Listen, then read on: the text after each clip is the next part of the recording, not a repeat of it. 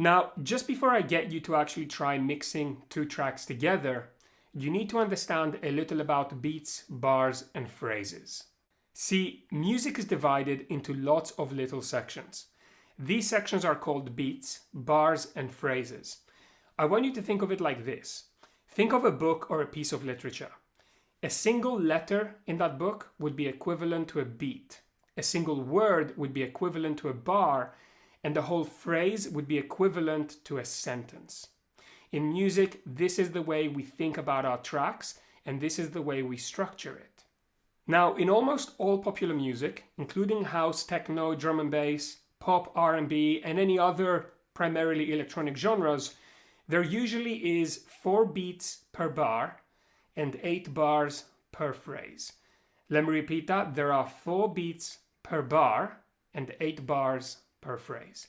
Important to write that down if you can. Now, if you take a look at the waveform display, and I'll actually transition to record books for a moment because it's easier for me to demonstrate.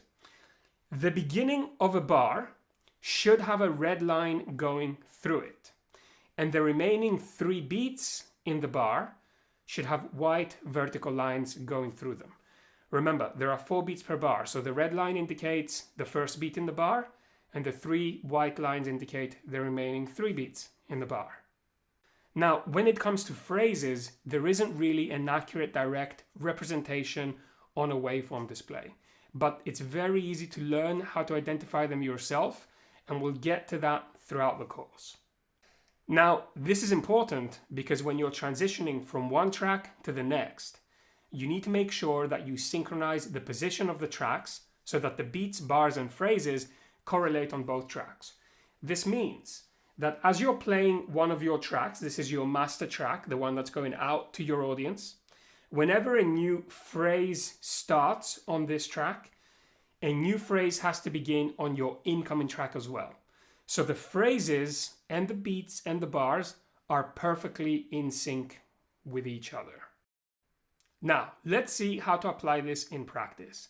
We're going to start with a very simple practice method, and I'll show you every single step you've got to take from the very beginning. Step 1, you're going to load the track on both decks. So what you've got to do if you're using standalone decks is plug in your USB memory stick and then tap browse or push the browse button if you're on a full-size deck.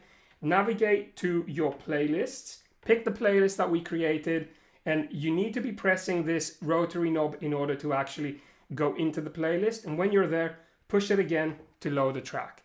You're going to do the same thing on your other deck. So I'm going to go to another track in the playlist, push the rotary knob, and it loads that track. Now the first step when you've loaded the tracks must always be to match the BPM. So I'm going to move the tempo slider here to get this BPM number to be the same as the BPM number on my other deck. This will ensure the tracks play back at the same speed like I showed you in the previous video.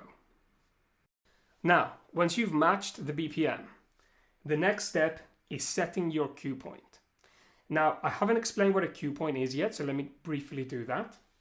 A cue point is represented with an orange little triangle at the bottom of the waveform overview, and it lets you know basically where the track is going to start playing from when you press the play button. It's kind of like the cue for the track to come in. Now you can move this cue to wherever you like in the track. And the way you do this is you can either double tap the play button, so you press play and then you pause it.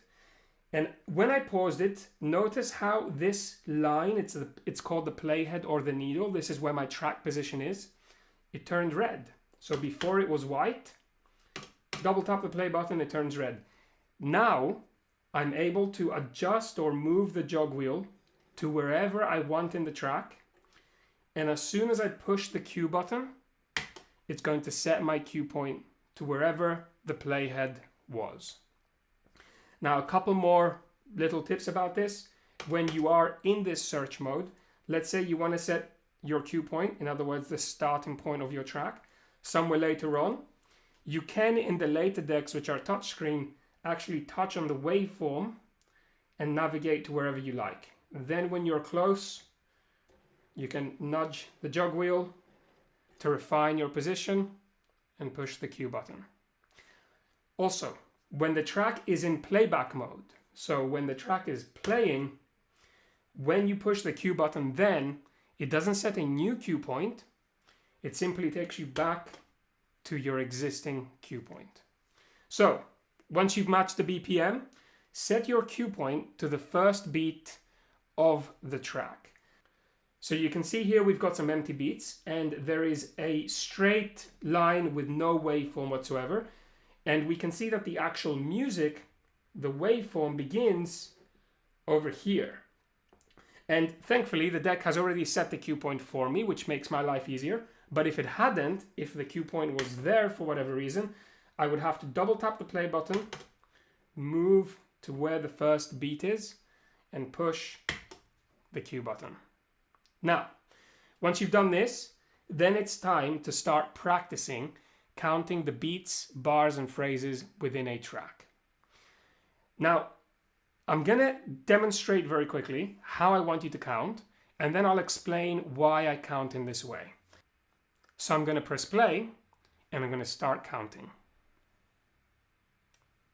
1, 2, 3, 4, 2, 2, 3, 4, 3, 2, 3, 4, 4, 2, 3, 4, 5, 2, 3, 4, 6, 2, 3, 4, 7, 2, 3, 4, 8, 2, 3, 4, 1, 2, 3, 4, 2, 2, 3, 4, 3, 2, 3, 4, 4, 2, 3, 4, 5, 2, 3, 4, 6, 2, 3, 4, 7, 2, 3, 4, 8, 2, 3, 4, 1. Now just to clarify, what I'm counting here is the number of bars followed by the remaining 3 beats in the bar. So when I'm saying 1, 2, 3, 4, the number 1 is bar 1 in my phrase. The 2, 3, 4 is bar 1, beat 2, bar 1, beat 3, bar 1, beat 4. Then I go to bar 2, so I'm going 2, 2, 3, 4. Letting you know that's the beginning of bar 2, and then the beats in bar 2. Then I go 3, 2, 3, 4, 4, 2, 3, 4, all the way to bar 8. And on bar 8, once I finished the count, so 8, 2, 3, 4, I go back to bar 1 because that's when a new phrase begins. If you recall from a few minutes ago, I mentioned how there are 4 beats per bar and 8 bars per phrase. Now also, if you have a keen ear, you would have noticed that when I got back to bar 1 after I counted the first phrase, something changed in the music. There was a new impact that introduced the new phrase. Also, when I got to the beginning of phrase 3, again, something changed. All the heavy drums disappeared, and then the piano came in fully. So there's always indicators within your tracks that will let you know when a new phrase begins. All you need to do is catch the start of it, start counting the beats and bars, and when you get to bar 8, repeat your count. Now, I should mention, if you've sidetracked and you're practicing these techniques in something like pop or R&B music, they still conform to the 8 bar per phrase structure, but sometimes the intros are cut short to 2 or 4 bars so as to make the tracks a bit shorter to be friendlier for radio play. So just bear that in mind. That's why I recommend sticking to house or techno or minimal for now, or the tracks that we've given you access to through the materials section, because it's easier to learn how to count the beats, bars, and phrases, and everything else we're going to do before we get into other genres of music. Now, once you've practiced pressing play on some tracks and simply counting the phrase, the next step is to start introducing your next track. So I'm going to give you a quick example of how to do that now. First, I'm going to press play on track 1. I'm going to count 1 phrase, and when I get to bar 1 of my second phrase, I'm going to press play on track 2. Let's go. 1, 2, 3, 4, 2, 2, 3, 4, 3, 2, 3, 4, 4, 2, 3, 4, 5, 2, 3, 4, 6, 2, 3, 4, 7, 2, 3, 4, 8, 2, 2, 3, 4, 1. 2, 2, 3, 4, 3, 2, 3, 4, 4, 2, 3, 4, 5, 2, 3, 4, 6, 2, 3, 4, 7, 2, 3, 4, 8, 2, 3, 4, 1. And again, you may have noticed how on both tracks, something changed in the arrangement at the exact same time, one phrase after I pressed the play button. So quick recap, match the BPM, cue the track on the first beat of the music, press play on track 1, count the beats and bars in the phrase. When you get to bar 1 of the second phrase, press play on track 2. Now, if you've gotten to this point, well done. You're already well on your way to becoming a great DJ. And in the next video, we're going to look at beat matching, which is the most crucial skill a DJ needs to have. See you there.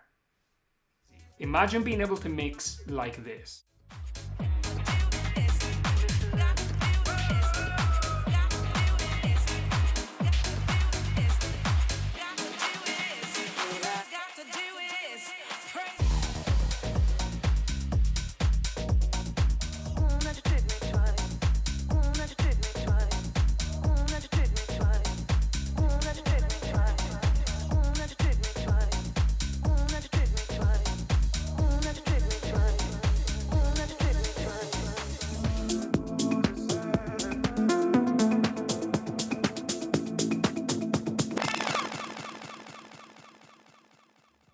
The complete DJ course will teach you step by step the theory and practical knowledge all the top DJs have mastered over the years. The course is split up into many different sections so that you can dip in and out whenever you want, and no matter whether you're an absolute beginner or an experienced DJ, you will be able to follow along with ease. Now, what about those gigs I mentioned in the beginning? Well, even technically skilled DJs don't always find it easy to land gigs. To be successful in the industry, you need just as many connections as you need skills to perform. So we wanted to give our students an advantage. We built a platform where any student can upload their mixes, and if they're up to a certain standard, they will be invited to perform in events at some of the most well-known venues in the UK and Ibiza. If you want to begin your career as a DJ, make sure you check out our courses and subscription packages and begin learning today.